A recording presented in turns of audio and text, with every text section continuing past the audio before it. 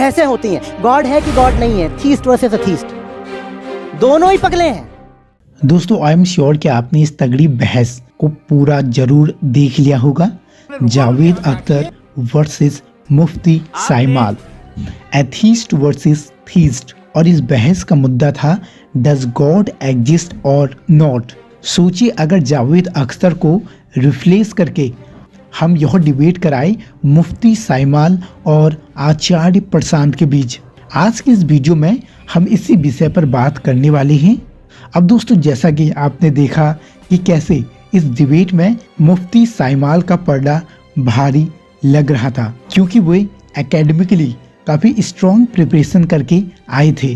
पर इसका मतलब यह नहीं कि मुफ्ती साइमाल की हर बातें इस पूरी डिबेट में तार्किक थी। तो सबसे पहले मैं उन जरूरी कुतर्कों की बात करने वाला हूं जिनका इस्तेमाल मुफ्ती साइमाल ने गॉड के एग्जिस्टेंस को प्रूव कराने के लिए जावेद अख्तर के सामने रखे, और उसके बाद हम इनकी डिबेट कराएंगे आचार्य प्रशांत के साथ। दोस्तों डिबेट की शुरुआत में मुफ्ती साहब ने एक आइसोलेटेड आइलैंड का एग्जाम्पल दिया और कहा कि अगर इस वीरान आइलैंड में आप एक बॉल को देखते हैं, उस बॉल को देखकर जो पहला सवाल आपके मन में आएगा कि इस बॉल का निर्माण किसने किया और यह बॉल यहाँ कैसे आई, यानी कि कोई है जिसने इस बॉल को बना रखा है। इस एग्जाम्पल का सहारा लेकर मुफ्ती साहब गॉड के होने को जस्टिफाई कर रहे थे। उन्होंने कहा कि अगर यह बॉल को एक्सपेंड करके यूनिवर्स के आकार का कर दिया जाए,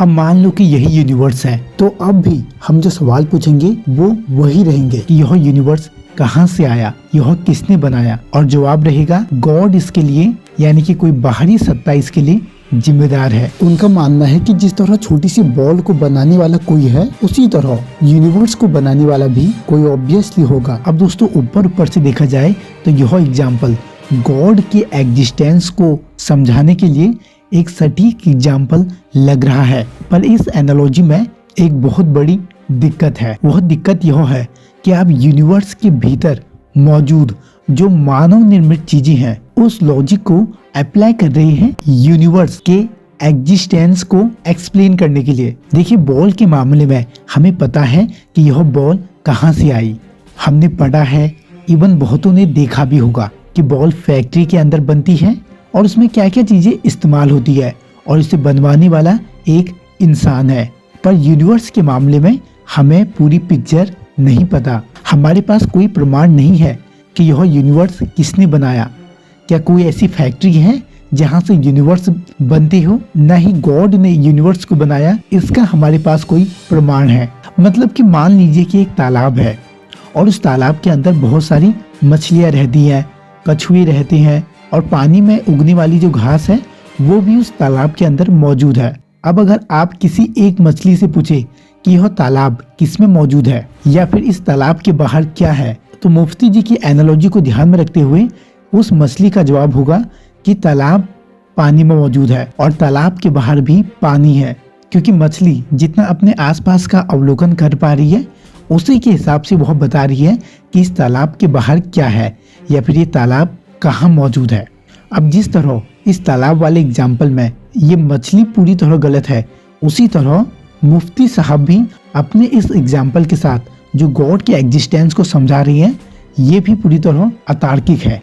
अब बात करते हैं मुफ्ती साहब के अगले तर्क के बारे में, जो कि तर्क कम पर कुतर्क ज्यादा था।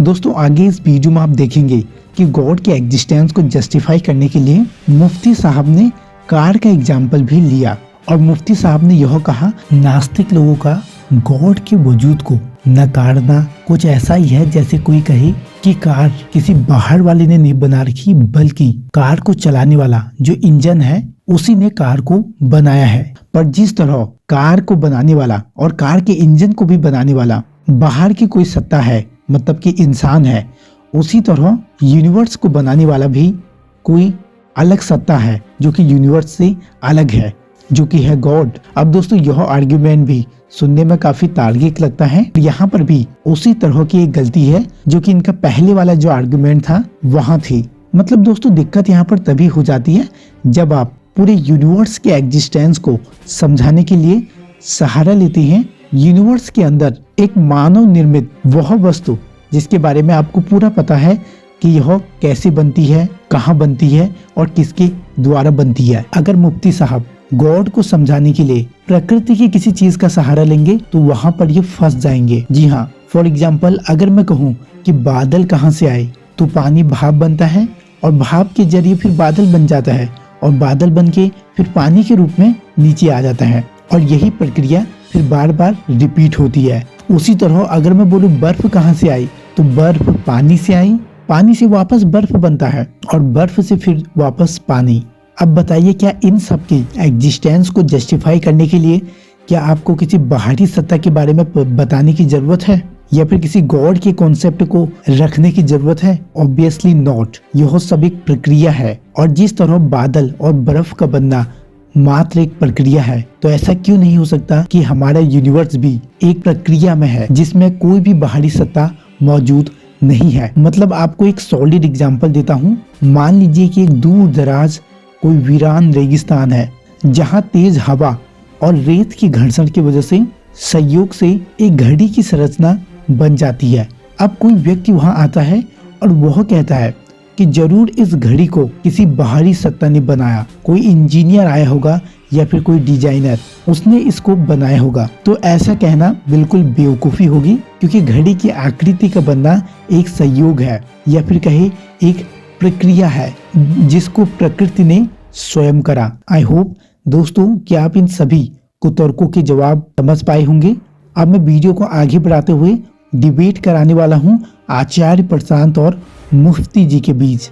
दोस्तों आपको सबसे पहले बता दूं कि मुझे पता नहीं है कि आचार्य प्रशांत तक की डिबेट अगर मुफ्ती जी से होगी तो एक्चुअल में आचार्य प्रशांत क्या पूछेंगे या फिर कैसे शुरुआत करेंगे। पर क्योंकि मैं आचार्य प्रशांत को काफी सालों से सुन रहा हूँ, तो उसको मद्देनजर रखते हुए मैं आपको एक आइडिया दे सकता हूँ कि क्या होगा अगर आचार्य प्रशांत और मुफ्ती जी के बीच डज गॉड एग्जिस्ट और नॉट इस टॉपिक के बीच में बहस करी जाए तो वह कैसी होगी। अब मुफ्ती साहब तो थीस्ट हैं जो कि गॉड के कॉन्सेप्ट में विश्वास रखते हैं, यानी कि इस यूनिवर्स से बाहर कोई मेटाफिजिकल सत्ता है जो कि इस ब्रह्मांड को नियंत्रित कर रही है। पर बात करें अगर आचार्य प्रशांत की, तो हमें आचार्य प्रशांत की पोजीशन समझनी पड़ेगी।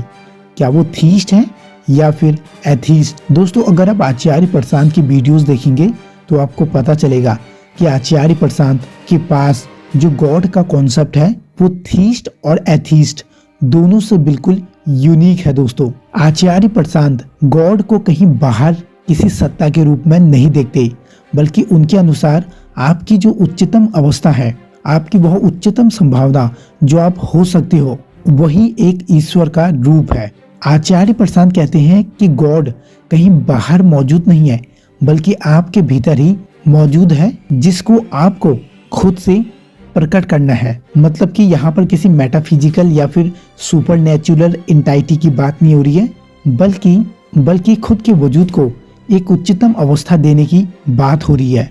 मतलब कि एक चोर से बुद्ध बनने की यात्रा। अब दोस्तों गॉड को लेकर जो आचार्य प्रशांत की ये डेफिनेशन है, इस हिसाब से अगर इन दोनों के बीच में डिबेट होगी तो आचार्य प्रशांत सबसे पहले गॉड के बारे में कुछ इसी तरह बताएंगे, या फिर मुफ्ती जी से उनका पहला सवाल यही रहेगा कि गॉड माने क्या।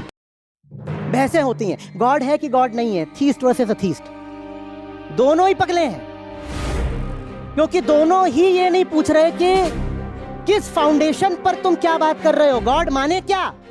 और मुफ्ती जी जवाब में जो उनकी परिभाषा है गॉड को लेकर उसका जवाब देंगे। तो आचार्य प्रशांत जी जो कि वह अक्सर बाहरी गॉड को लेकर बोलते हैं, हमारा बाहरी गॉड बनाने का जो रीजन है वो है हमारा डर और हमारी अज्ञान से उत्पन्न इच्छाएं। इसी वजह से हमने सारे भगवानों की या फिर जितने भी गॉड्स हमें दिखाई देते हैं, या फिर जो यह विश्वास है कि इस ब्रह्मांड को कोई पैरालौकिक सत्ता कंट्रोल कर रही है, ये सब हमारे भीतरी अज्ञान और इच्छाओं से उत्पन्न होती है। दोस्तों आचार्य प्रशांत जी को लेकर जो ये बातें मैं बोल रहा हूँ ये काफ़ी अटपटी लग रही होंगी। अब क्योंकि आचार्य प्रशांत जी का डोमेन अध्यात्म का है, वह सेल्फ नॉलेज को केंद्र में रखते हैं, इसलिए वह मनुष्य की सारी समस्याओं की जड़ बाहर कहीं स्थापित नहीं करते, बल्कि भीतर आपके मन को ही इसकी वजह बताती हैं। तो दोस्तों आई होप आपको यह वीडियो पसंद आया होगा। अगर आप इस वीडियो का एक और पार्ट चाहते हैं तो कमेंट बॉक्स में जरूर बताइएगा। डज गॉड एग्जिस्ट और नॉट, आप इस बारे में क्या कहते हैं? इस पर भी अपने विचार जरूर साझा करिए।